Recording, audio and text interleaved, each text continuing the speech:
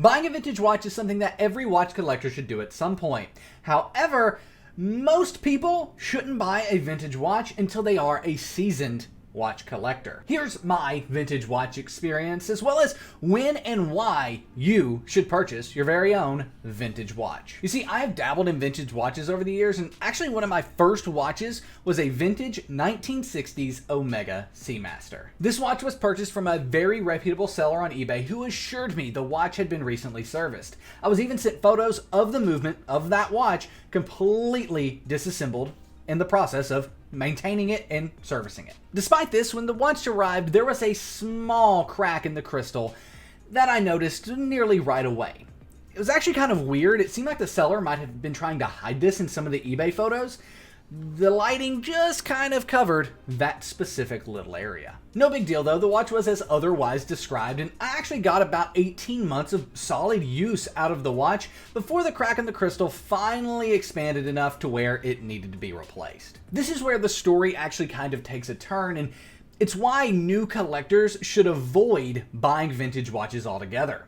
Servicing them. To send this watch back to Omega today, you're looking at $550 before any parts or anything else are included. That means a watch that I purchased for $800 would have had over half of its value put back into it for service. For this reason, I took it to a local watchmaker. Now, when I dropped this watch off, it was perfectly running. I literally had set it the day before. It was still running fine. The date changed. Everything was working great. And about 6 weeks later, I got a call that said, 1, your crystal has been replaced, and 2, the watch that you dropped off is no longer working. Miraculously, during this trip to the local watchmaker, the crown and winding stem had started pulling completely out of the watch. I'm not one to get angry or make a fuss about stuff like this. However, I was informed by the watchmaker that there was no way that this was their fault and that it must have been doing that when I brought it in. Despite my assuring them that wasn't the case, we were at a stalemate. They were not going to fix the watch unless I paid for a complete movement service. So with that, I left with a stunning crystal and a vintage Seamaster that was no longer working. I tell you this story as a word of caution for those who are just getting into watch collecting and who are wanting to start purchasing vintage watches early in their collecting career. Sure, every watch collector will have their first vintage watch, and every vintage watch has its own growing pains. However, I would suggest buying a few modern timepieces before you start moving into vintage.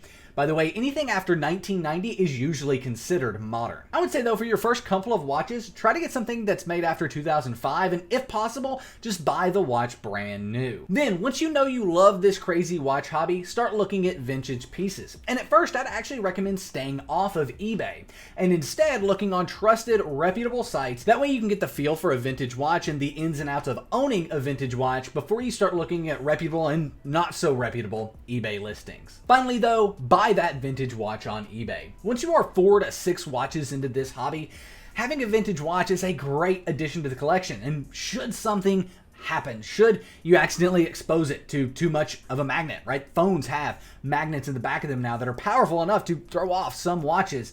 Should something like that happen, it's okay, because you've got 4, 5, 6 other watches that you can put on. Just put your vintage watch in the watch box while you're wearing those for a while. Then, once it is time to fix it, you've probably found out already if there are any good local watchmakers in your area. If not, you'll at least know that you're traveling to the nearest large city to get high quality watchmaking, or just sending it back to the manufacturer. Lastly, I want to finish this off by saying the reason we made this video is because we target new collectors. People who have bought less than 2 watches, 3 watches.